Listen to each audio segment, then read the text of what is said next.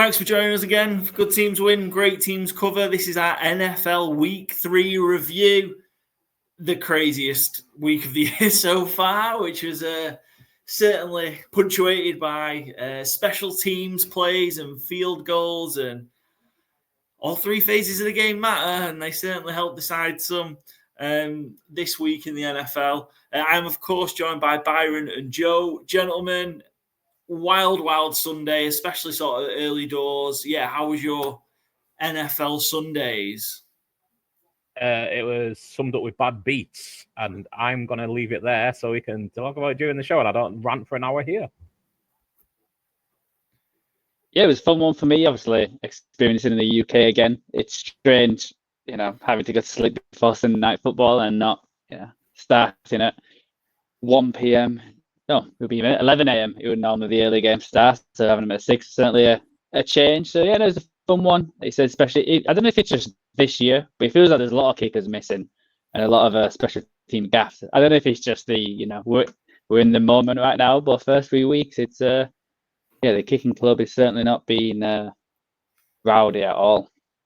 Yeah, bad for the brand. I mean, let's get into it. It's a bit of a different week. I was out on my travels. I was down the road at one of the watch parties. We'll get to it when we get to that game. We'll talk about that. But shall we just dive into it then? We've got one main game to break down for you, and then we'll sort of touch on our spotlights and overreactions, round up our betting week, and share some fantasy game day stuff and preview Thursday night football. So game of the week, I think, are our main game focus.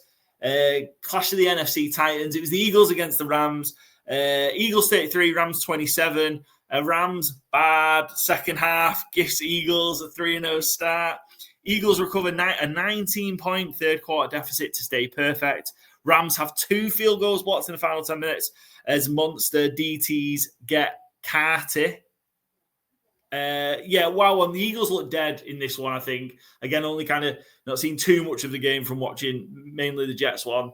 The Eagles just seem dead. The Rams, as you kind of said, you felt the Rams pretty confident in the Rams, and for 3 quarters of the game, they kept Philadelphia really quiet.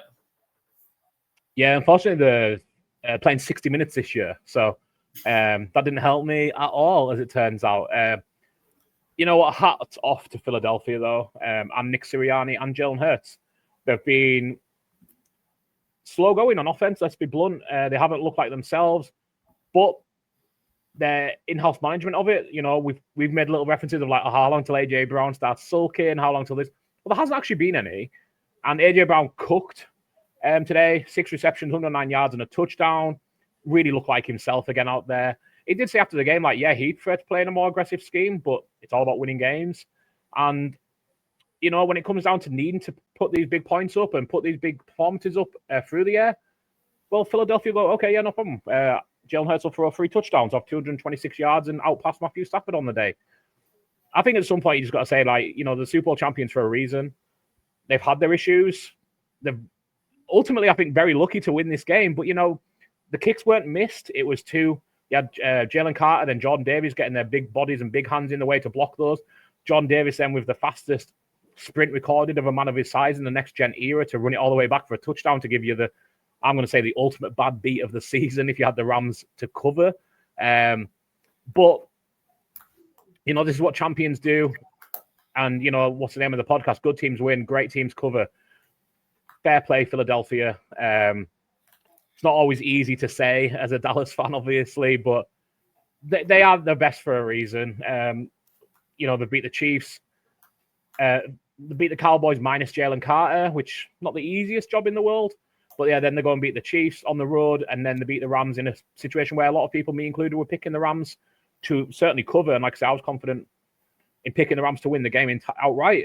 So they've come back really well, and just another tick in their bucket of why they are an elite team.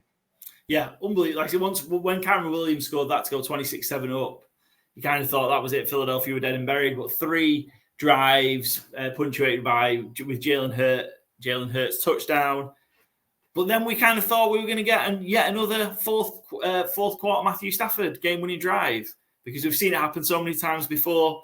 And Jordan Davis, where in any other sense really, you'd just be expecting to go down. The game is won. The time has expired. But no, running it back, as we say, good teams win, great teams cover, and the Eagles did so. I don't think that's like, so the second half performance from the Rams, obviously, as a whole, was a struggle. But I think this is just another thing that says they're kind of right there. They're right there at the top of the NFC. And this could be a different outcome or a different final score if we see these two meet again in January. Yeah, definitely. Again, Puka Nacua, 11 receptions, 112 yards, no touchdown this week, but dominant. Devontae Adams, incredibly well played as well. Stafford's cooking with them. And again, how many times out of 10 do the Rams win this game? At one point, they had a 93% win probability just after Kyren Williams scored the touchdown, or as he scored the touchdown, I guess. So more often than not, they do win this game. But they didn't today. If you play this in LA, if you play it in the winter, I mean, they came very close to pushing the Eagles back in January. But the Eagles do have the secret sauce over Sean McVay. I think Sean McVay is 1-6 against the Eagles and has an incredible record against everyone else, basically. So, yeah, two very strongly matched teams, but the Eagles keep getting the better of them. So, wouldn't be surprised to see this again, maybe for a trip to the Super Bowl. Yeah, could be certainly an NFC Championship game. Joe, from an NFC West perspective, how is it from you, kind of with your 49ers hat on, seeing kind of the Rams take it to the Eagles like this? Yeah, I wasn't surprised, to be honest. I had the Rams winning this game as well, and they kicked a number of field goals in the first half. They just missed, two they got blocked in the second half. If the special teams do what they should do, I know it's awesome plays by Carter and Air Jordan. But you should be kicking them, and you're walking away, and the Rams just beat the Super Bowl reigning champions, and we're coming away being 3-0 and say, well, the Rams are certainly up there for one of the best NFC teams. I think they still are. I think they can give us as good as they get with this Eagles team. A few mistakes here and there. There was a few penalties which, pull back a touchdown and offensive hold, and I know Puka got a very soft penalty for unsportsmanlike conduct, which hate that kind of stuff. The no fun league. Yeah, exactly. So I think it was just there was definitely the throw to Devontae Adams. Obviously, I had a Devontae Adams 2 touchdowns, 16-1 that last drive. It was there, and 50-50. Devontae comes down with that, and then like I said, we're singing from a different song sheet. So I think they go away from this knowing they can compete, that they are probably in the top 3 NFC teams, and even going down 2-1. I think they're going to make this playoffs, and they can do it to the Eagles in Philadelphia. They've done it twice in a row now, which another they've lost, but it's close. And 1 or 2 things go your way, and they've won this game. So I was impressed with them as well, that it wasn't just a Saquon going off for like 200 yards again and it being a blowout. So that was kind of the story of the other 2 games that Barkley ran all over them. It certainly wasn't the case. Held in check, I think 18 for 46 Saquon, so really sort of bottled up. I think kind of Poona Ford helped that a lot from a Rams rush defensive perspective. But I think probably the key is field goals aren't going to beat this Philadelphia Eagles team. They were 4 for 6, and having to attempt 6 field goals, I think is probably the issue for the Rams, just not finishing those drives off. So they scored the 2 touchdowns, but so they needed more ultimately to put this Philadelphia Eagles team away, because certainly through that first half, that dominance deserved more than probably even a 3-score lead that they had. But again, kind of being restricted to kicking field goals, that's kind of the difficulty, isn't it, I suppose, when you're playing these championship caliber teams. And look, the Eagles have shown they can turn it on and score quick points if they need to. They prefer not to, because that's not the way they want to play, but they can do it, and Jalen Hurts can throw the ball and move it through the air. Excellent. Yeah, just a quick roundup of our bets, because it was one obviously the main game of the main Early Skies sports game. I was under 44.5. I cannot be any further away on these totals than I am at the minute. Across the NFL, it's happening to me in college football as well, but it's unreal how bad I'm reading these totals of games. And I was also at Jalen Hurts under 27.5 pass attempts. I guess the game script and the way it went of the Rams being so dominant kind of forced that the other way. I still think he threw for 32, didn't he? So yeah, 5-0, obviously the way the game will go in. made that happen. We had Rams plus 3.5. That's got. I just can't see that bad beat being topped. Byron, Devontae Adams, 2+ touchdowns for you, Joe. We did have a Stafford interception, so at least we got one bet on the game, which was nice. Fairly early on as well. Just got it out of the way. Nice to cash it at 11-10 on. Any more on Eagles Rams before we move on? Saquon needs to get going. We're not in overreaction corner yet, but this is his fewest rushing yards in a game since joining the Eagles, and his fewest yards per carry, 2.6 since joining the Eagles. So the passing game finally got going. Maybe Saquon gets going next week. I'm trying to remember who the Eagles have, but hopefully, hopefully again for the Eagles, but hopefully for Saquon he gets going soon, because it's been a pretty lackluster start for such a great player. Yeah, they've got the Bucs next, which is going to be a bit tricky with that front. Eagles at Tampa next week. Excellent. Let's move on then. So we'll get into our spotlight games and our games to sort of focus on. There's no surprise, I don't think, Byron, the game that you've chosen for us to have the spotlight on. Yeah, I got a lot of stick for how I picked this game in our fourth ball challenge, but Caleb Cook's Cowboys, no D. What next for Alice? Because I've got no D. Williams shines with 4 touchdowns, no INTs, and his first game with no sacks. Dallas pitiful. Lamb status is up in the air. Any hope left, or has it all been flickered away? It couldn't have gone any worse yesterday for the Dallas Cowboys. It really couldn't.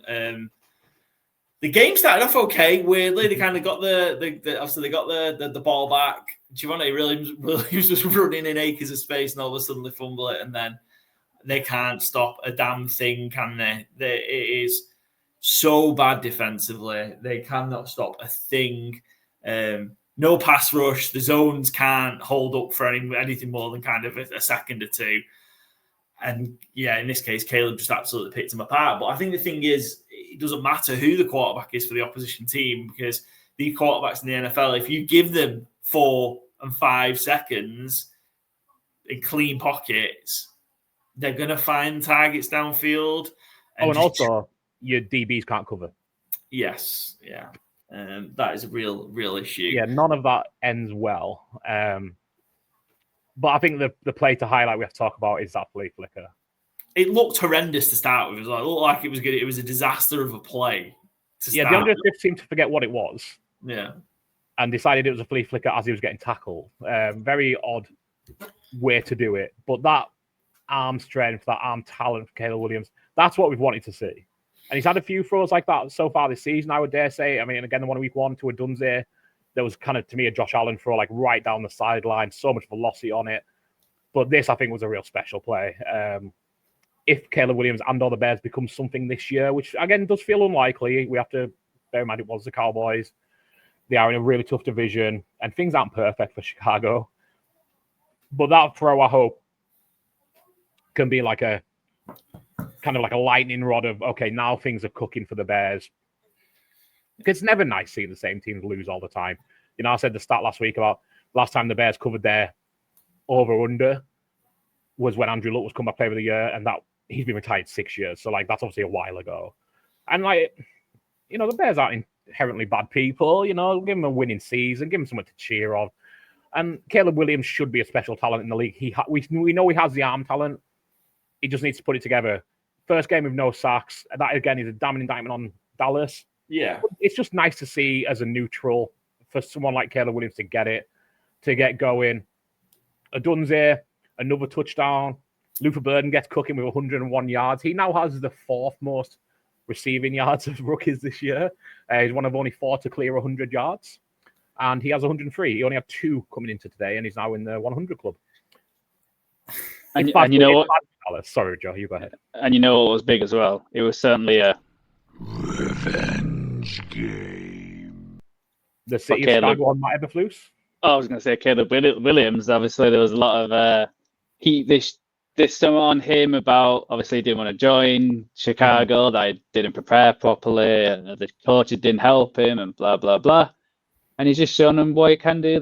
It might have been the coach itself. I know it's taken 3 weeks to get there, but to have your best game against the former head coach who who wasted it his first year or so.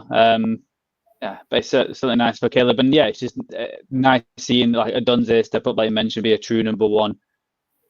And yeah, only if Dallas, they could really do with a really top class pass rusher, to help them out against teams like this. Great. Yeah, it's really hard to get in this league. But yeah, it was disappointing from the Cowboys side. I think, like you said, I thought Dak, the first 2 weeks I thought Dak played well. I thought he started off well, and then it went a bit downhill after that. Obviously, when CeeDee Lamb goes out and you're targeting, I think Ferguson got 13 receptions, only for 82 yards. It's not looking good, and it's just little things as well. I don't know if you saw the strip of Javonte Williams. I think it was George Pickens didn't block on the play, which allowed the defender to get upfield. But obviously, it shouldn't be stripping the ball out there. But it's just little things like that where you just can't have on a Sunday. So yeah, it still looks like CeeDee Lamb's out for a couple of weeks with a high ankle sprain. So not good for Dallas with a team where you really need CeeDee to help that offense tick, and especially with a defense what's can't stop anything. Well, the whole point, I suppose, of having kind of the Pickens was to open it all up, but you need Lamb to be point is kind of when Lamb was the sole focus. It was a struggle because it's really easy for defenses to key in on him. Well, that's just going to happen to George Pickens now over these next few weeks. He's not going to be pretty. I looked at CeeDee Lamb. I think he's lucky. He just didn't break. It was horrible. It really was. How his ankle didn't just snap. I have no idea. So hopefully he's going to be okay. It sounds like he's going to miss at least a couple of weeks, but hopefully he's okay. Can I ask any worries on like Diggs and the other defensive backs? I just think they need the players back. I think really so Bland will be back, and then we'll get Revel back, who they drafted. So he's obviously come off a knee injury. They're expecting him back soon.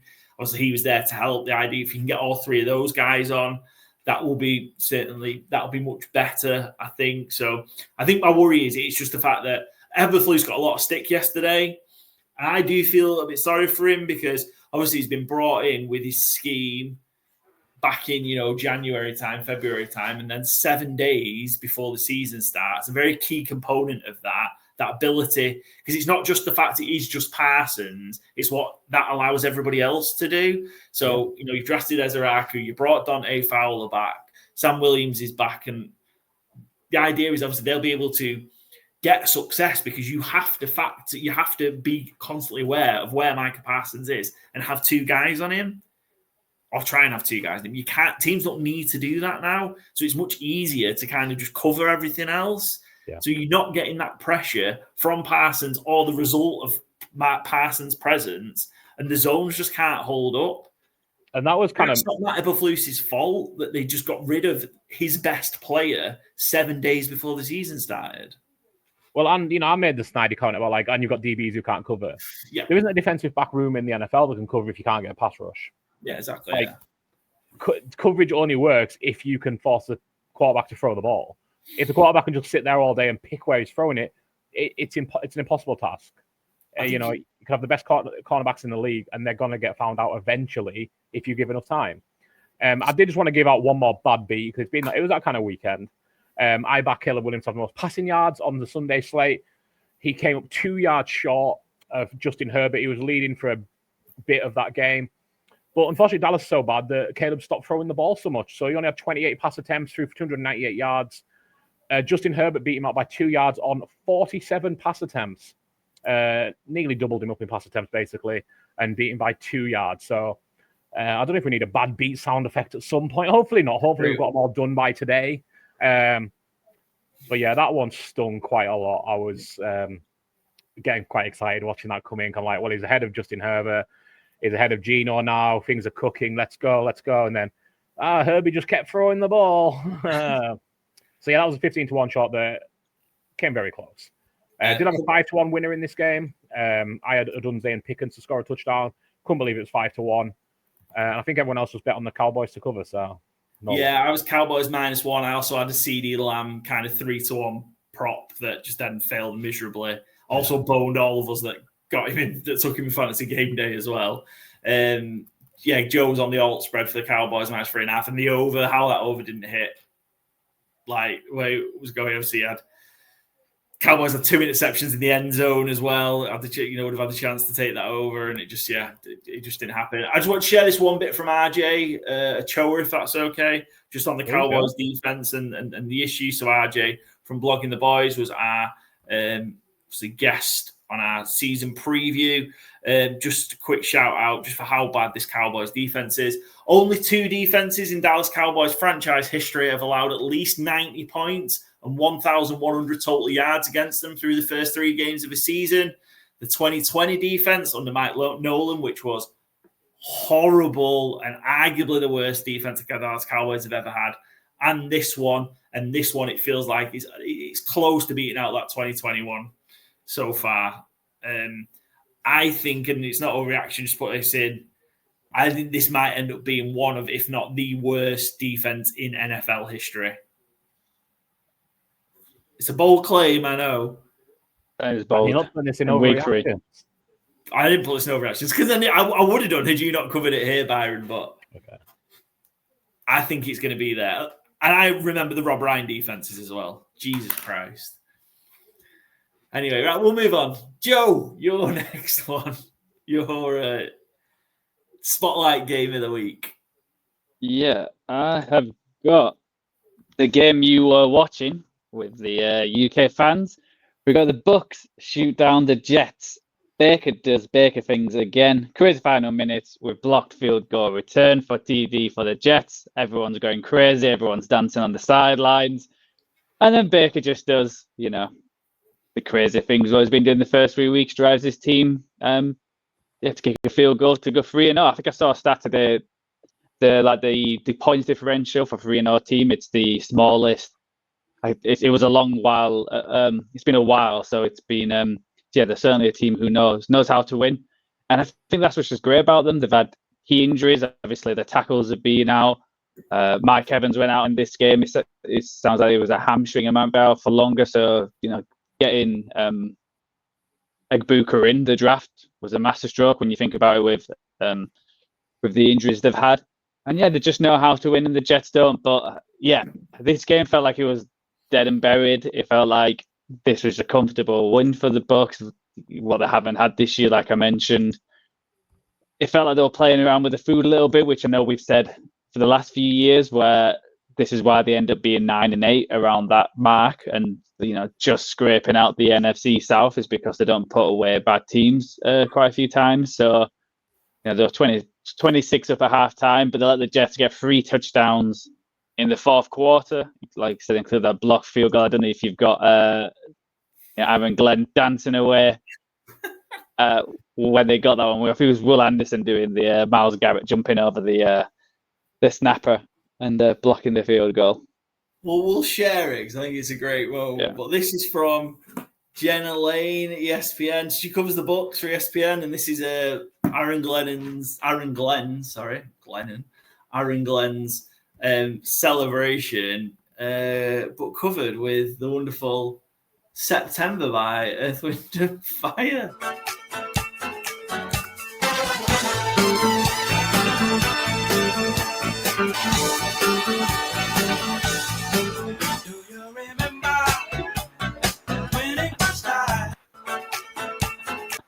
Aaron Glenn can bust the move for sure. All time clip that. All time. It is all time, and it's just such a shame that it wasn't in victory, of course. And because kind of they say the Bucks kind of were playing with the food, but I don't know because they took all the time out of the third quarter. Didn't they have that huge drive? It's like a 9-10 minute drive to kick off the second half, and that's when they kicked a field goal to go 3 possessions up. So it looked like they kind of just killed the game at that moment, but. Yeah, just kind of the Jets, just with kind of that kind of got going. It seemed like just the move to running more Braylon Allen kind of just really got him going because he just seemed to be picking up first down after first down. Then Tyrod got a bit more time. He was using his feet, Tyrod Taylor, finding Garrett Wilson and Cohen. And they found a way back into the game, which is incredible. Shout out to the UK and Ireland Jets fans. We were at the watch party in Leeds at the Brotherhood. They did a great job. Make sure you go follow those guys at UKNY Jets on Twitter, Instagram, and all that. But that moment when Will McDonald gets the block and returns it, It was insane. I managed to capture the video. It's on our socials if you want to go watch it. Just kind of a mad 45 seconds or so. Guys going crazy. I think the game's dead and buried. And yeah, to be winning, quick one. I know this sounds daft. I think I said this about Chubb on Monday Night Football last week. Should Will McDonald go down? I mean, realistically, probably, but you're asking a lot. Yeah, and also, what would have happened if he went down and then Tyrod Taylor if we were an interception or out the downs, and you would be saying, "Oh, we should have just got the points," because at the end of the day,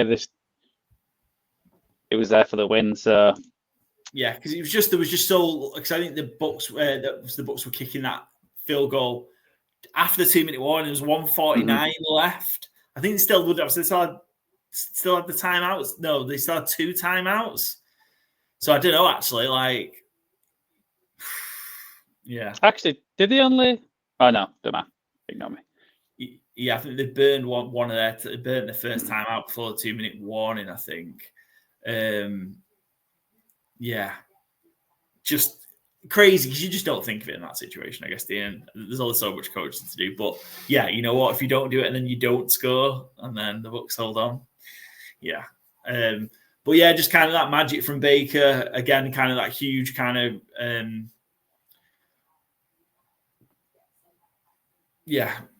just huge plays to be able to kind of keep them going time and time again.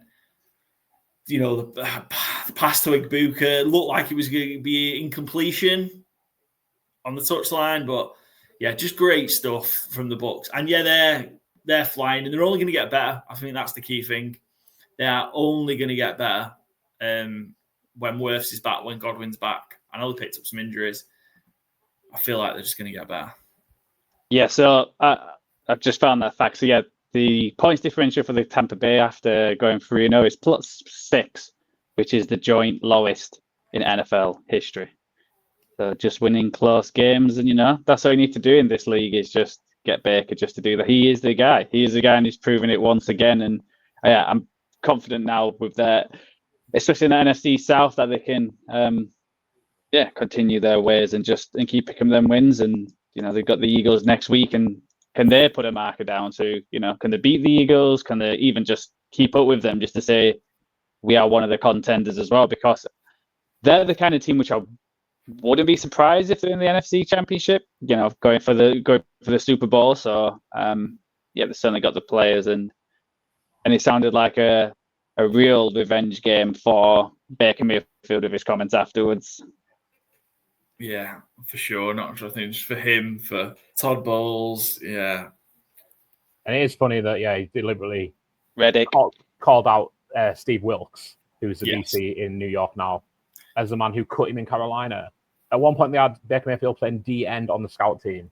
Yeah. At the expense of PJ Walker, a quarterback who, spoiler alert, PJ Walker is no longer in the league. PJ Walker was barely in the league. No disrespect to PJ Walker either. It's not his fault.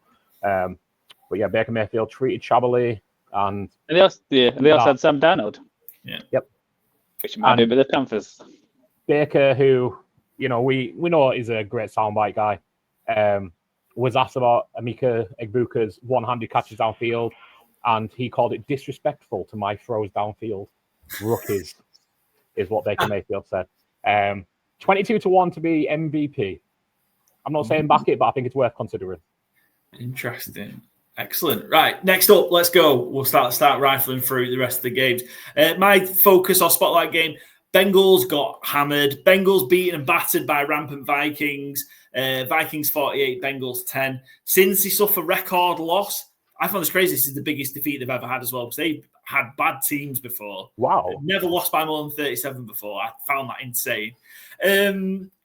Since he suffered record loss, Browning continues with interceptions, and fumble trouble makes it light work for the Vikings. I talked about this last week. Is it time to make a call? Just don't carry on with Jake Browning. That's 5 interceptions in a game and a game and a half. Mm-hmm. But it's either, when you have an interception trouble, the man to call, Jameis Winston. Well, I suppose the point is you might as well, because if Jake Brown is going to do it, at least Jameis Winston's going to do it launching the ball down the field. Charles not happy. Yeah, at least Winston's going to do it, and it's a punt. And he's been delivered from pick sixes now, don't forget. Like, that problem was solved last year. The Lord delivered him from pick sixes. So, yeah, I just don't understand what's the point of just going on down this road if you're the Cincinnati Bengals. Your defense is terrible. You need somebody who's going to put points up or give you the opportunity to put points up. Your best players on the team outside of Joe Burrow are Jamar Chase and T. Higgins. So give them somebody who's going to give them a chance. Try and let them take over games. And yeah, obviously Joe Burrow's the perfect person for that. Jake Browning isn't going to give you a chance. And it's too easy to hone in on stopping the run. Chase Brown had 10 carries for 3 yards. Yeah, I don't disagree that Jameis would give him more chance to win. I think this O-line is so poor and this defense is so poor that it doesn't really matter, though. Yeah, and I don't think Mike Brown is inclined to give anything up in a losing season. And I think, you don't want to be the owner or the coach or whatever else who admits it's a losing season after 3 weeks, especially after 2-0 start.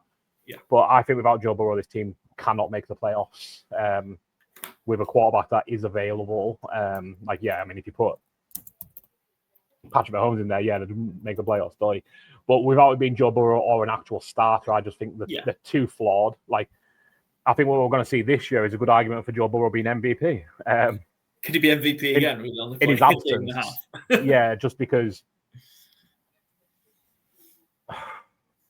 they got absolutely whooped here.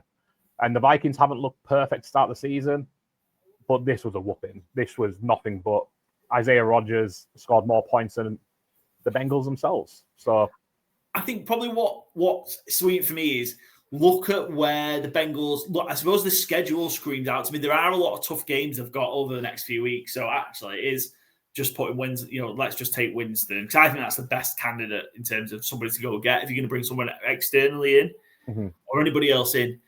But if you can get yourself in a position where you are not out of it, week 16, 17, 18, the Bengals have got the Dolphins, Cardinals, and the Cleveland Browns. If you get Joe Burrow back around that time, because they were saying it's 12 weeks, so 12 weeks from today is that Bengals-Dolphins game in week 16. So his timetable is to return at some point during week 15.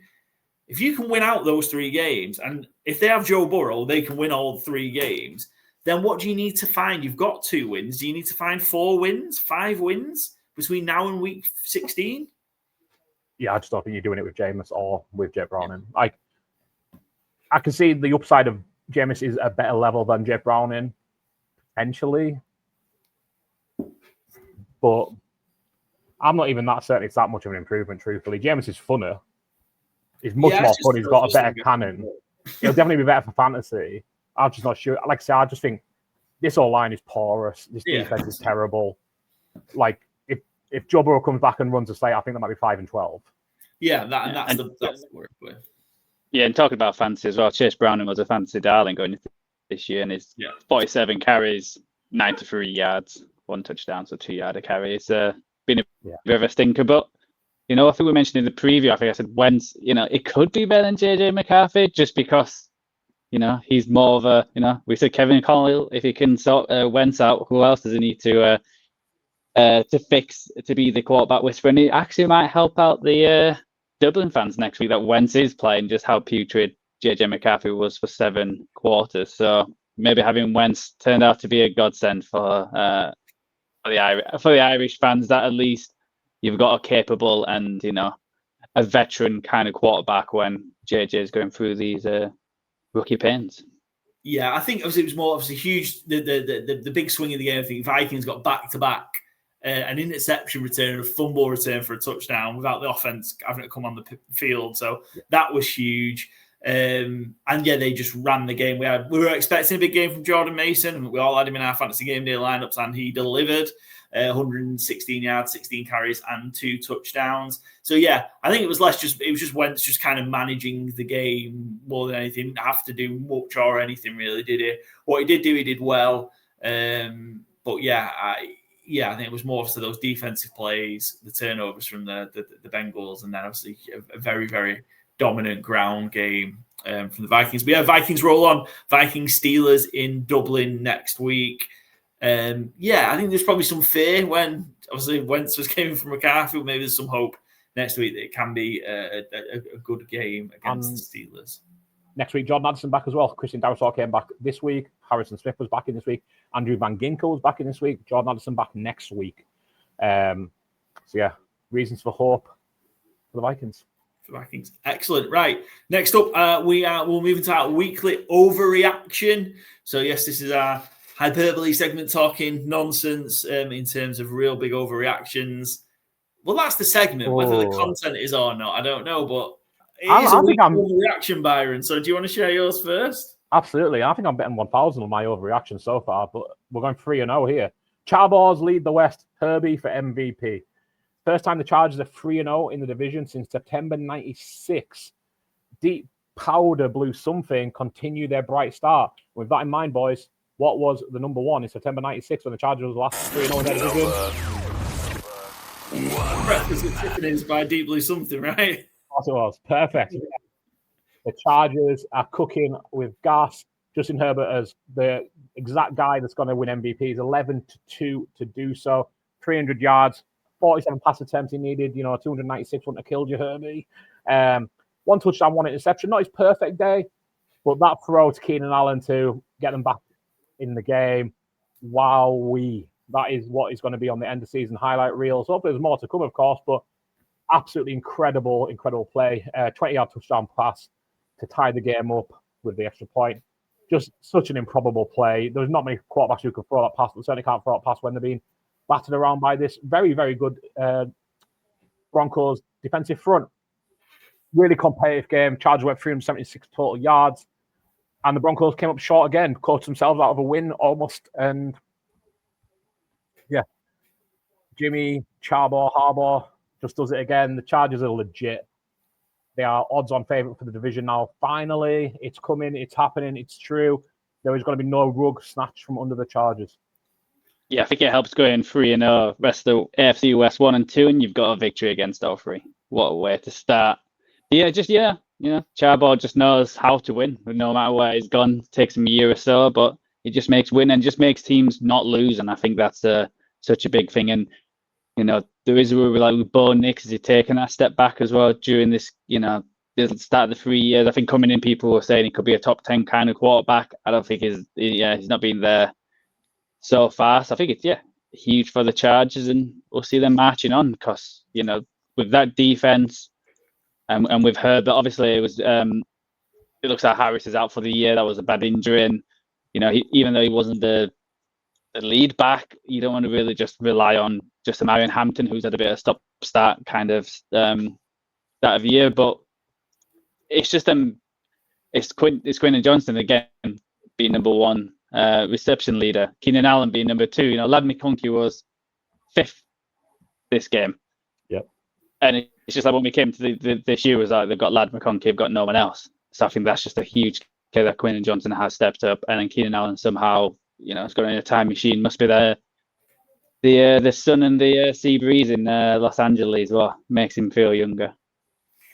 Excellent, good stuff. Right, next up, we'll head to your overreaction, Joe, and it's one on the Indianapolis Colts.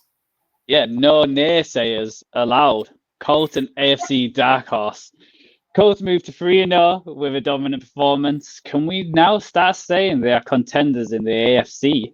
Or is it still too early? These Colts have been impressive. This should be a Titans team, but there's been other teams who's just got past them. The Broncos only just knocked past them and we had them as a contender to start the year. And I think the Colts just been a solid, great, just a good team just winning these games, going 3-0. Obviously, I think they're the favourites for the AFC South now. Obviously, Houston start 0-3, Titans 0-3. I know the Jags are 2-1, but the Jags feels very Jagsy. Like they managed to sneak that victory against the Texans, while the Colts have not been the same. Obviously, being an AFC South rival, this is where it feels like this division always just like beat itself up, just losing to just like the worst teams in the division. So it's a big game when they play the Jags. I think it's next. No, it's not next week. It might be the week after. I know they're playing them soon. So yeah, are they actually a contender? Obviously, it seems like could they sneak into a playoff? Can they do anything? Where are we ranking them? Obviously, we'll have our power rankings out tomorrow, but I'm sure they'll be keep climbing and maybe even just looking at that top 10, thinking, are we just going to sneak in there? Or are we just going to be on the outside? Yeah, I'm not too much more excited about the Colts just yet. Play well against the Rams this week, win or lose. I mean, if they win, then fair. They're rocketing up if they beat the Rams. But if they put in a good showing against the Rams, I'm likely to buy in. Jonathan Taylor looks incredible again. He's rolled back a couple of years, hasn't he? He's looked really, really strong. I had a strong finish last year to season. But yeah, I'm interested to see they go up against a really, really strong team. So we've seen go up against two teams in the Titans and the Dolphins that are really, really kind of struggling teams. Good performance against the Broncos. I want to see him do it against another good team before I get in. I really did say at the start, it was one of my takes that I think Danny Dimes can take them to 6-7 wins because I thought they were going to be really, really bad. This might be 10 or 11 wins, but let's see. Yeah, and I think especially with that defense as well, last year me and you were very high on them, thinking that they would get the most sacks. But they're putting in that good performance now where some of the young players like Latu and getting Jarius Ward from the 49ers have just solidified that defense. And where if that can be, a positive that way, then Danny Dimes doesn't have to go absolutely nuts to win games if your defense is keeping you in. And, that wide receiver room, I remember we're all coming in saying they've got some interesting pieces. And, when you look at it, they may not have that true wide receiver one, but they've got a lot of good wide receiver two. And obviously Tyler Warren, I think he's leading all tight ends in receiving yards. So, there was that him coming out. There was like, who's better, him or Loveland? Where will it fit? A lot of people were, thinking Warren is not a true tight end. He's a bit of a tweener, but it's working out when he's leading the tight ends in the league. So they made a great choice there. Just a quick shout out as well. I would take a bit of thing with Jonathan Taylor running back the years and looking the best he's done in a couple of years. I think Jonathan Taylor's looking the best he's done in his NFL career. I honestly don't think he's ever looked better, even in his 2021 season. He's firing on all cylinders right now. And I do have a quick trivia / fun fact for you. Yes. In the Super Bowl era, can you tell me every quarterback who isn't Danny Dimes to have started with 3 passing touchdowns, 3 rushing touchdowns, and 0 giveaways in the first 3 games of the season? Bang, you both got a point. Nobody's done it before. It's Danny Dimes and no one else. He's the first Colts QB to start 3-0 with no turnovers. It's hard to say it's totally legit. Time will tell, but what a start he's had. And you still get him at 92 comeback player of the year if you're so interested. He should certainly be a short price than Dak Prescott, who we all love, but Dallas aren't going to the playoffs, and it's a lot harder to write that story when you don't. And just whilst we're on this game, can I just give a shout out to Brian Callahan being appalling? Yes. So this is Jake and Ball who wrote this up on Twitter, to be fair, so I'm just going to read it verbatim from his tweet. Titans line up like they're going to go for it on 4th and 1. This is basically to end the second half, 2 minutes left or so in the second half. In the second quarter, to end the half. Colts call a timeout. Titans call a timeout. Titans decide to kick a 57-yard field goal. Fair enough. They get a delay of game after 2 timeouts. They miss a 62-yard field goal. Colts take over on the 48-yard line. Colts drive, get a field goal, get the ball to start the second half. Inexplicable coaching. This is from a coach who didn't challenge a play call because he didn't realize 1 elbow equal 2 feet in week 1 for the Titans.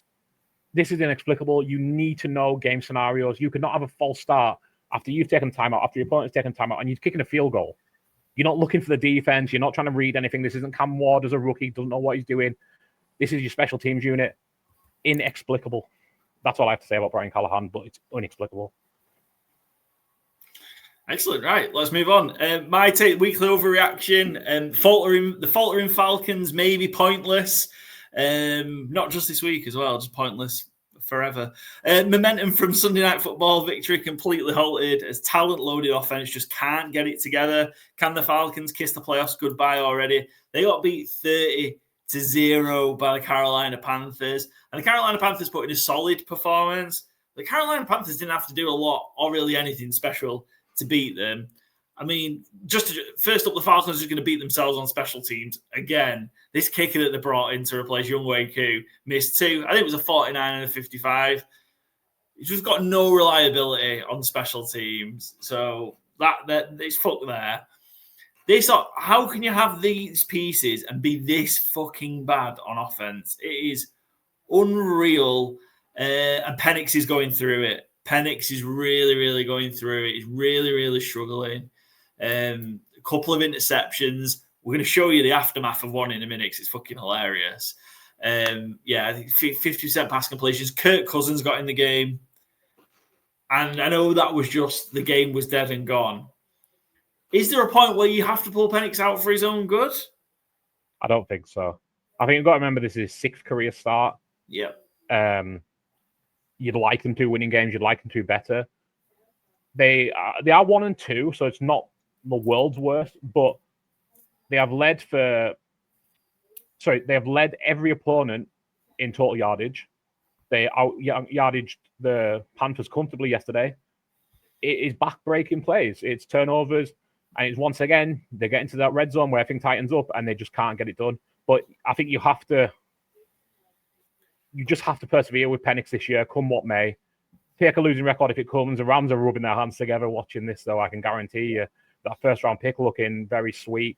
And all the accolades we gave to the defensive coordinator last week for how they did against the Vikings, I think can go, yeah, maybe that was overreaction, even though it wasn't billed as such. Very, very rough, ugly Sunday for the Falcons, though. Season looks dead to me.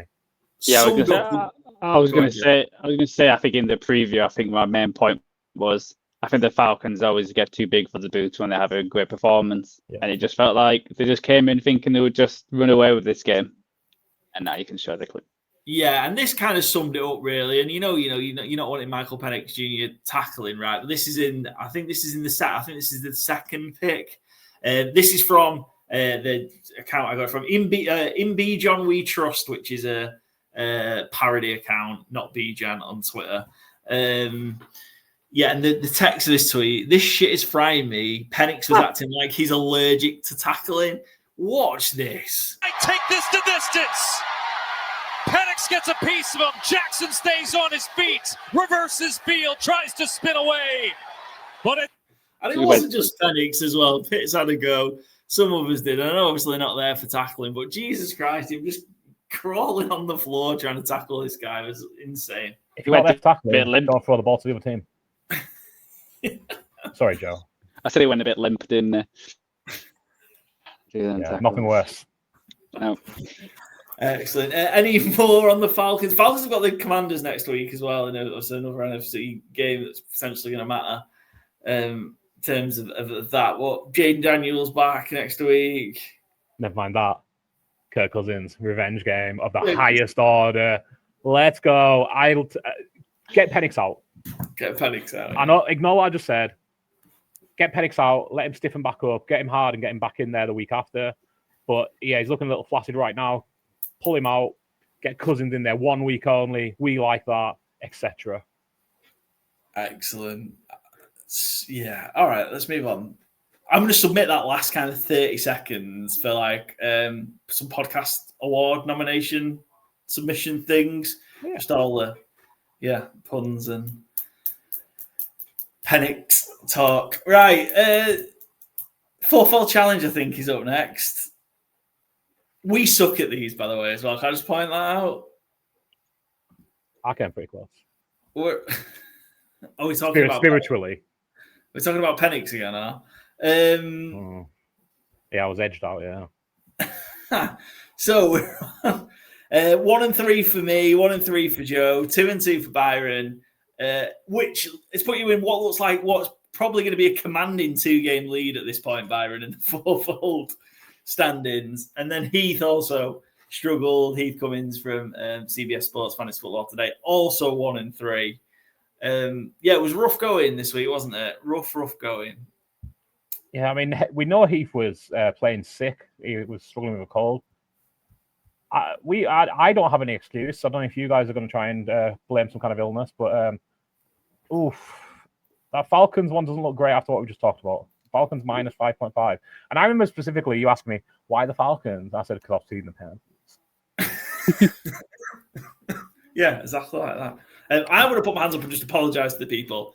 I am so far 2-8 on my straight up bets in the NFL week 3. It is disgusting how bad I have been this week. It has been rough. But let's get through this. Patriots, Steelers. So I took the Patriots as my underdog. They were beat by 7, beat 21-14 by the Steelers. This looked and kind of felt like two really bad teams from what I could see out the game. Drake May seems to have individually a better performance and some progress, but just kind of the Steelers just kind of willed their way to win the game. This is more like, I suppose, what I was expecting to see out the Steelers and be just kind of like this, just grinding ways to win games. Yeah, 5 turnovers, I believe, for the Patriots, right? 1 interception. Was it 4 fumbles, 2 from Stevenson, a Gibson, and a Drake May one as well? Yep. Yeah. Ultimately, just really, really, really poor from the Patriots offense. You kind of hope that this is the kind of stuff Mike Vrabel will iron out if his reputation is to be believed. Really, really, really poor offensively from New England. Give Travion Henderson the ball. I can't really say it much simpler than that. Can't get much worse, right? Yeah, I think you had 3 touches. No, you had 11 touches on the ground and 3 through the air. So yeah, they're not really getting in the ball enough at this point.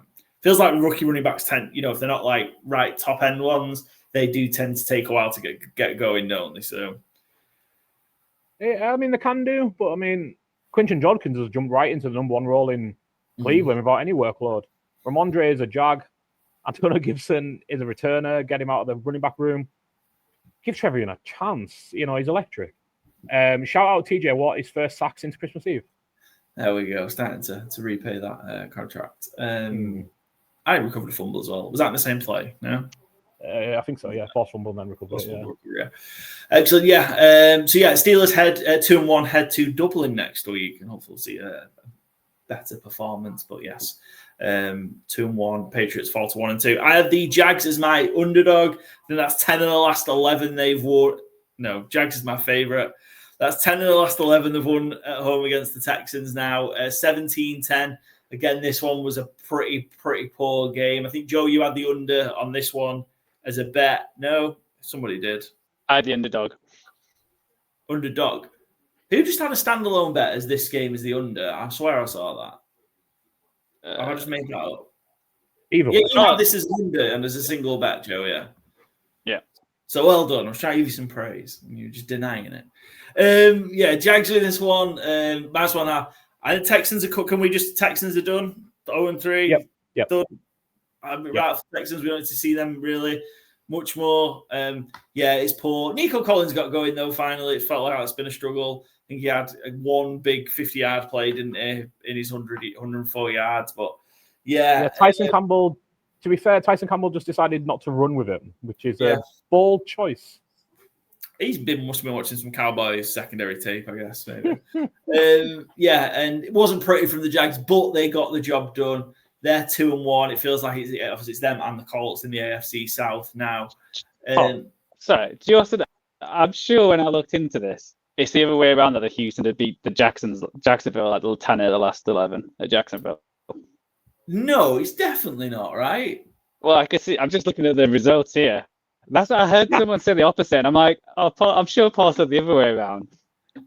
I'm rolling this up right now. So even if you get one right, your reasoning was completely wrong. I swear I looked. The Jags are 3-7. Jags are 3-7 in the last 10 against the Texans, and that includes yesterday's win in Jacksonville, though, because that was the start. Okay, let me fill that by home. We are loading. They're 2-8, including yesterday's win. So yeah, it sounds like you got it completely wrong, mate. What a disaster! I can't use the database properly. Incredible. Outstanding. Well, look, we got it. Hey, but they won. They Yeah. covered. They won and covered. Doesn't matter how you get there, right? Sometimes, yeah. Pay out on results, not process. Very true, actually. Yes. Rams, Eagles under, which was nowhere near, and two of the best defenses in the NFL. I backed the over. It was close, but yeah, sadly not. Joe, we've talked about this game already. Over in Bengals, Vikings, it was chaos. Joe, you had the Cowboys as a favorite. You got whooped. Under in Jets, Bucks. It was looking good at one point. I mean, it was, and then the fourth quarter happened, and then you were on the Texans. Byron, what about a game we haven't talked about? Packers, Browns, what the hell happened here? The Browns beat the Packers 13-10. The under hit comfortably. I was riding on that as well, but yeah, is this just a big reality check for the Packers? Because was everybody just getting a little bit carried away with the Green Bay Packers? A little, maybe, but I mean, the Packers have played really well. Like, I don't want to undersell that. What I think really helped, though, is Zach Tom went out really early in this game. Right tackle for the Packers, probably their best O-lineman, in my opinion. The Browns got 5 sacks on Jordan Love. Jordan Love looked scattered all day, threw a back-breaking interception he didn't gift the Browns a touchdown, but led to the Browns scoring the touchdown to tie the game late on. And then, obviously, block kick, made kick, really cool way to end the game. Myles Garrett, game wrecker, only had half a sack, but like we say about Micah Parsons on the other side, you just have to account for him at all times. It gives other people the opportunity to get in there and make their business. Schlesinger had a good game at linebacker. The Browns rookies are doing really well. Judkins has made an instant impact. Harold Fanning looks like an instant impact player. I don't want to get too ahead of my skis by saying like top 10 tight end in the league, but he looks really good really early, so that's always a positive. Jordan Love, I think, looked like the worst of Jordan Love. And through 2 weeks, Jordan Love's, to me, been playing like some of the best football in the league. Really aggressive and really accurate. But yeah, no Jaden Reed today. Tucker Kraft obviously coming in not quite fit. Didn't quite get going for them. And Josh Jacobs, 16 attempts for 30 yards. If Jacobs doesn't go, that rushing attack doesn't go. And if you lose your best O-lineman, you lose your best wide receiver, and your tight end is not full strength against an elite defense. I know they didn't show it against Baltimore, but on paper, they've got a lot of really good defensive players. It's kind of recipe for a game like this to happen. Yeah, Browns not only cover the spread, Browns win. Good teams win, great teams cover. Good for them. But yeah, maybe an eye opener for Green Bay. But I think the biggest thing is they didn't have the horses. So many injuries. They should still have won this game, but I think in terms of covering, kind of makes sense why Cleveland stuck around. Yeah, I wonder if it's one of them where, so people, when they get all the praise and the 2-0, everyone says, it's in between them and the Eagles, the best thing in sliced bread. Having a loss like this might actually help out, because I do think Jordan Love's going to be the reason why they don't go all the way, just because he has games like this. He has games like against Cowboys in the playoffs, and then he'll have a stinker like he did with the 49ers with a few interception stuff. He's so up and down. So this might help them in the long run and get some people fit. A bit Falconsy. It's okay, because the Packers have got a get-right game on the schedule next. They've got the Cowboys on Sunday Night Football, so... Revenge game. Yeah, opportunity for Jordan Love to put up 400 yards and 5 touchdowns. And Micah Parsons to kill Dak Prescott and any hope the Cowboys have of claiming anything out of the season. Yeah, we've talked about the rest of these games already. So you're on the over Cowboys Bears, which was crazy that didn't hit really, given that at the pace that game was going at.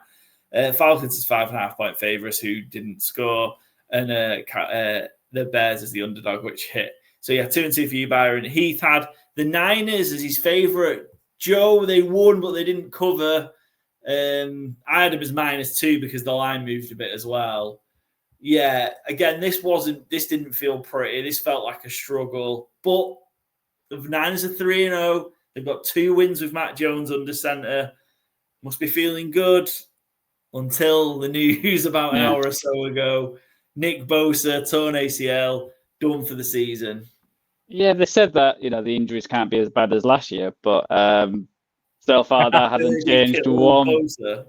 both Ayuk obviously not back. Jennings being out this game. But what a lot of people said, I heard on commentary and a lot of people on TV, like, and Nigel Shanahan say as well, it's all about resilience. And that's what this team's been, is resilient.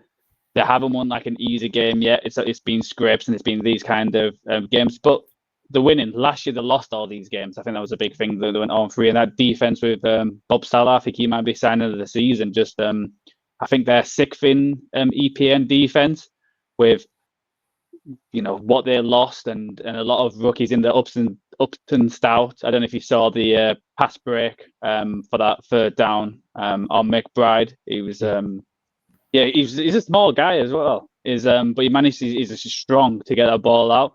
And then Mac does what he does. Ricky Pearsall is becoming the true number one. I think. I don't know if you saw what Trent Williams said.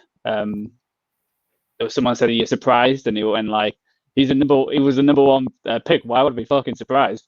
So the first round pick. Why would I be fucking surprised? Which is true. And he's turned into an awesome wide receiver. So 3-0. Obviously the injuries are not great. We get a couple of players back next week. Hopefully Purdy after Matt Jones looked injured in that second half, and DeMarcus Robinson and a few others. So you move on. Weird safety in the game, but these games having a kicker who just goes absolute nuts when he gets a winning kick is fun to have, and not have Jake Moody. I say no more Moody Blues, and Robert Saleh 9-1 to be assistant coach of the year. Jeff Hafley is 5-1 with the Falcons. I don't think so, Jeff, not anymore. And really rough 24 hours for Nick Bosa. First he misses Charlie Kirk Memorial, then he tore his ACL. Excellent. Niners are 3.5-point favourites against the Jags next week, so that would certainly suggest that Purdy's back, yeah? Yeah. Sounds like Purdy's back, yeah. Okay, cool. Excellent. Byron is loving that Jags plus 3.5. He's about to go bet it right now. Excellent. So that was our 4-4 challenge. Hopefully we'll get close. Even if we can just get a 3-1 next week, just to take a step. I think I'm getting a 4-4 this week. Excellent. Are you delivering that to the people? Is that a promise to the people? That is a promise to the people. Excellent. Good stuff. And Charlie's winning his one-fold on Thursday. Oh, now I know you're full of shit. So. Right, let's go to Thursday Night Football by having a look at the ATS picks. Charlie goes to 0-13 with his Thursday Night Football picks as he picked the Bills to cover. They didn't cover, but they did beat the Dolphins 31-21. Is that a big moment for the Dolphins in terms of because they did give the Bills a game, and it was felt like obviously late on. Is Tua just got linebacker blindness? Is this like an actual clinical thing, a medical condition? He's just got linebacker blindness. I don't think so, but I think him and McDaniel are so tied together that they're just going to sink each other. Mike McDaniel went to bat for Tua so often. I think that's partly why he got the job in the first place. Done a really good job to start as well. I used to really like Mike McDaniel. I don't want to sound like I'm just dragging his entire body of work, but that's what got Tua paid. But I think, unfortunately, now they don't have a backup. They don't have a change of system. They don't have a change of plan. I think they kind of schemed an okay game this Thursday as well. I think that's what really hurt. They had the roughing the punter penalty, which got the Bills the ball back and led to them going down the field. They had that back-breaking interception from Tua. They weren't a million miles from actually taking this game, which has really got a sting because, it's all media talk. We don't quite know, but Mike McDaniel is fighting for his job. The writing's on the wall. And in those kind of games, like a win against the Bills it's been huge. Would have been huge for morale, to get people rocking, get people believing in the Dolphins again.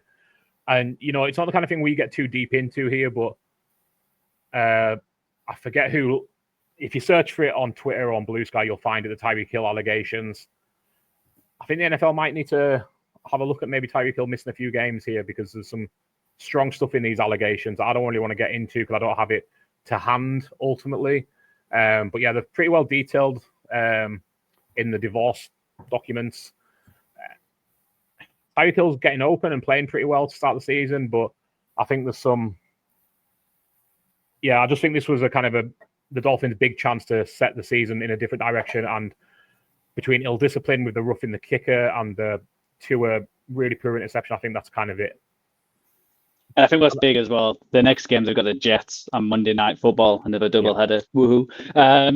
And then they've got the Panthers. They're 2 winnable games, but if you lose both of them and go 0-5, that could be it. It's that, like, if it was 2 tough teams, you'd be like, oh, I have to lose, like, fair enough. But if you lose to the Jets, who was another 0-3 team against your rival on Monday Night Football, and then you go to the Panthers and lose again, they might even make it past the Jets game, which would be crazy after 4 weeks. But yeah, we're in that position. Is it crazy that the Dolphins have been favourites for two of their 4 games so far? No, I thought they were favoured in week 1, and they were favoured in week 2, right?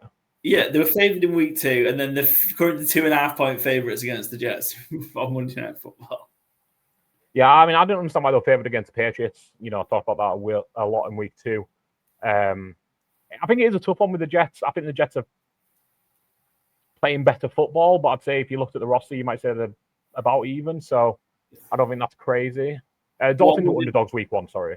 Yeah, so what on Monday Night Football we've got? We've got Jets, Dolphins, and then we've got the Jake Browning Bengals in the other game. Great. Yeah. All right, the other games we haven't talked about. The Commanders, Marcus Mariota, speaking of backup quarterbacks, did a sterling job, solid job. Jaden Downs obviously sat with his knee injury. I'm sure he'll be fine. Right, turns out right decision.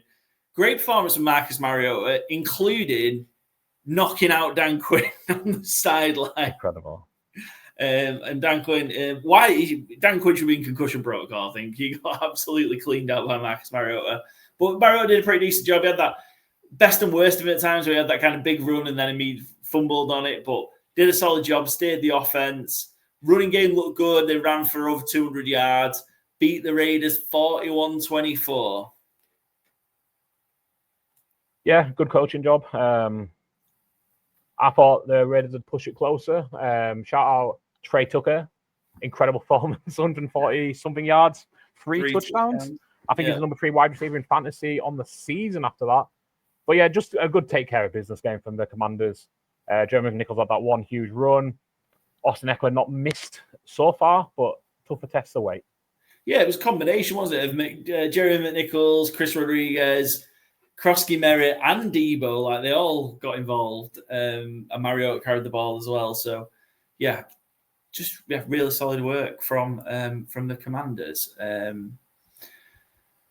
Me and Joe had the Commanders to cover, sadly. Byron. No, it was a lot of one in the early games. We had a lot of just one people getting the ATS pick right. So Byron had the Colts and the Vikings. Joe had the Steelers on his own. I had the Eagles. A lot of wipeouts because we went for a lot of the 3 of us. I think there's only one of the games where all 3 of us picked the team to cover. Did they cover? Out of 1, 2, 3, 5. I'm going to do a quick thing if Joe doesn't get around to it this week of how we've done this season on that, because this feels like it's the first time we've won a game when we've all 3 picked the same. Yeah. I'm sure it's not quite that bad, but it certainly feels it. It does, yeah. Yeah, me and Joe were on the Panthers plus 5.5. The Jags game we've talked about. Me and Byron on the Jags. Push. I was working that out then. Push on Chargers, Broncos. Seahawks, Saints. This was the game. This game had started right as the Jets Bucks game was ending. Obviously, with Jenny being a Saints fan, we were just keeping an eye on it a little bit. By the time we got home, it was 28-3 to the Seahawks. It is a 15-minute drive, if that. I thought you were going to say it was over by the time the Jets game finished, but I mean, not far off it. Yeah, but I'm not sure there's that much to kind of report on it here. I will just want to give a shout out again. We talked about it last week. It was your pick for Fantasy Gameday, JSN, Jackson Smith and Jigba. Yeah, just an unbelievable season he's having. And since the start of 2024, there is 4 wide receivers, who have more PPR fantasy points than JSN: Jamar Chase, Amon-Ra, Justin Jefferson, Malik Neighbors. And through the first 3 games of the season, there's only 4 players to have hit 4 yards per route run and an 80% route run rate. Though the Tyreek Hill in 2023. who went on to score 376 PPR fantasy points. We had Antonio Brown in 2015, who went on to hit 388 PPR points. And we have Jackson Smith-Njigba at number 2 and Puka Nacua this year at 4. Jackson Smith-Njigba, top 5 receiver rest of the way fantasy. Yeah, I thought you were going to shout out Torrey Horton then, 5th round rookie. Great play. Receiving touchdown and a special teams touchdown. Yeah, great play. Excellent. Yeah, just I balked from putting Jess in my final lineup just because obviously he popped up on the injury report with illness. So I just kind of stayed away from it. Really wish I didn't. Last game to touch on is Sunday Night Football. Chiefs, Giants, 22-9. This was just a pretty putrid game. Probably not quite the get-right game maybe the Chiefs were hoping for in terms of getting things moving. But just a pretty solid taking care of business job. Are there many positives you can take away from that if you're the Kansas City Chiefs? Mahomes knows how to scramble and jump on the ball. So, no, I don't think there's really any. I think Joe's got about the only one there was. Tyquan Thornton looks okay. Mm-hmm. He's bringing some downfield threat to this offense. Worthy and Rashee Rice cannot get back quick enough. Yeah, I think it's Worthy next week, do we think now? Yeah. Yeah. And we talked about the Jets-Dolphins being in prime time. Ravens-Chief is in the late window on Sunday. I don't know how you look at that and don't put that in prime time. What a shame that is. Yeah, you know what? Maybe that's a good spot for that next week. I don't know. We've got some good potential good games. Colts, Rams, Jags, Niners, Ravens, Chiefs in that window. So could be good because it's going to be a long day because we've got the Dublin game as well. So yeah. Can I just share this Russell Wilson series? So from what the Giants were so close to backdoor covering this game. I say backdoor covering, sorry, pushing the game. If they'd have scored, because there's no reason they'd have gone for 2. This series, so they are 1st and goal from the 4. Oh, I need to take this off. Sorry, I didn't work out the screen. They're 1st and goal from the 4. Just watch this. So the first goal from the 4. I think that ends up being through the end zone, intentional grounding. They go back to the 14-yard line. Quarterback draw for 2 or 3 yards. 3rd down, 3rd and 10, or 3rd and goal from the 10. Launches it 5 yards out of bounds. And then 4th and goal from the 10. Launches it at the posts. What the hell? What the hell are you doing, Russell Wilson? Also, I mean, yeah, what are you doing, Russell Wilson? But why do they keep bringing Jackson Dart in for like a trick run play? It's not Jalen Milroe. Like, he's an okay athlete, but he's not Lamar Jackson. He's not Jalen Milroe. He's not Jane Daniels. It doesn't seem much value in it. Either play Jackson Dart or don't. Like, yeah, it's not a sprint-in trick play. We did win some bets in this game, though, Paul.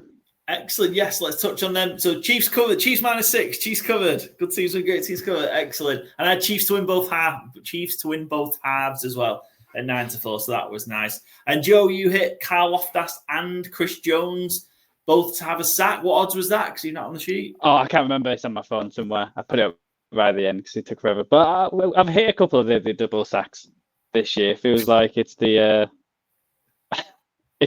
in bet. I know Byron's hit some single sacks, so you know. I'm not a double hander like you, mate. Yeah. Excellent. Right, that is the games. Though, let's have a look at the Fantasy Game Day winning lineup.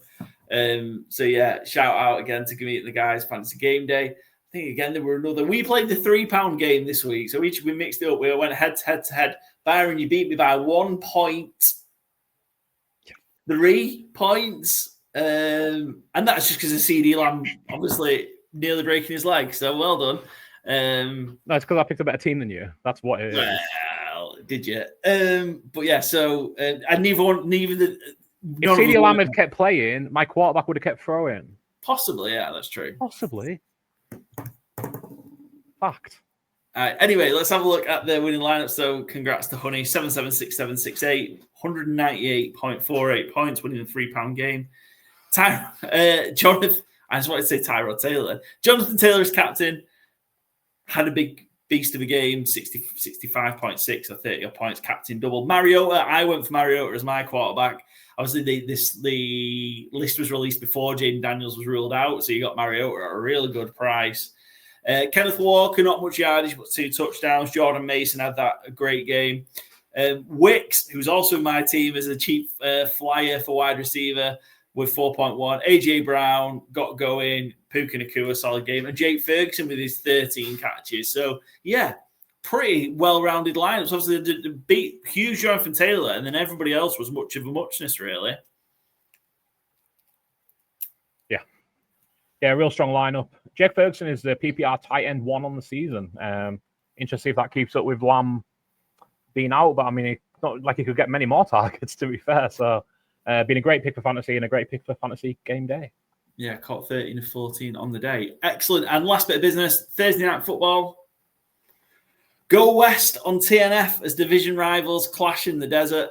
2-1 NFC West foes meeting Glendale, both trying to keep pace with the 49ers on top of the division. Seahawks are 1.5-point underdogs. Over-unders 43.5. Where are your early leans on this one, gents? Lean on Grey Zabel. We go Seahawks plus 1.5. Yeah, I'm going Seahawks as well. This is a really interesting game. I think both teams have got something to prove to show what they truly are. I think Seahawks have obviously beat up on 2 bad teams. So let's do it against the Cardinals, who are James Conner's out. It looks like that was a serious injury, who could be out for the year as well, which I think is huge. So Trey Benson in your fantasy, have a look around because I think he's going to be their number 1 running back now. Yeah, it was horrible. Obviously, get well soon, James Conner, because we're not going to see it till next September. It was awful injury. Yeah, I feel like under is where I'm leaning on this one, but I keep getting bit on being on these prime time totals, being on massively on the wrong side of it. But feels like under. Cardinals have been in low scoring games. Seahawks kind of exploded on the Saints and the Steelers. Wonder, I think, is where I'm at. Excellent. Right. That is the week 3 review in the books, gentlemen. Pleasure as always. We'll be back with the week 4 preview on Friday. Unsurprisingly, it's going to be heavily Dublin game focused for Steelers Vikings. Of course, first game in Dublin should be a great week, loads of events going on, and we're hopefully going to be talking to some of the guys involved in those as part of our preview. But yeah, as always, give us a follow. Good teams doing great teams cover over on Spotify, Apple Podcasts, Podbean, Overcast, and YouTube. Also follow at GTW_GTC over on X, Instagram, TikTok, Blue Sky, and we'll see you on Friday.